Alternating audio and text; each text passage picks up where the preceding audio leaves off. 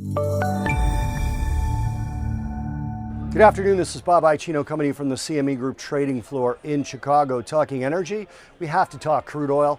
After what happened yesterday, crude was higher today, almost 0.75%, jumped up almost to $72 a barrel in WTI late in the day, although we did have small profit taking during the course of the day that was hitting crude. Crude oil spent the majority of today slightly lower and then rallied up into the close to close at another record high for 2018. We are now at prices we have not seen in 4.5 years for the WTI contract. Brent as well. Now, we already know that President Trump pulled out of the Joint Comprehensive Plan of Action, the JCPA, otherwise known as the Iranian nuclear deal, but the sanctions that he said would be levied in the course of 6 months' time have already begun to hit crude oil production, specifically in Iran. The sanctions are unclear right now. We don't know what's going to happen specifically, how they're going to take effect, and whether he has in that 6 months' time to say he's not imposing these sanctions. And he also talked about severe economic sanctions that he was going to add, seemed like an implication of new sanctions.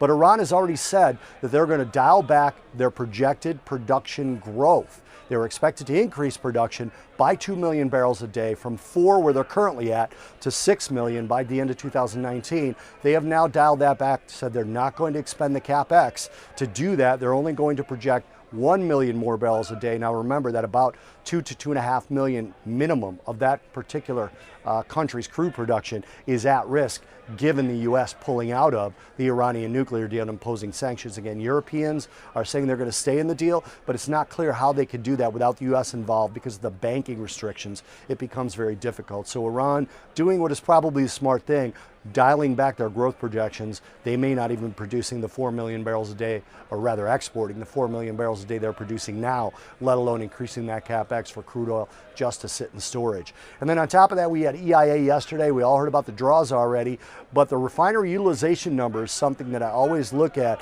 as I dial into the data, and it looks like there's more refinery turnaround in that data. Refinery utilization fell from 91.4 last week to 90.4 this week.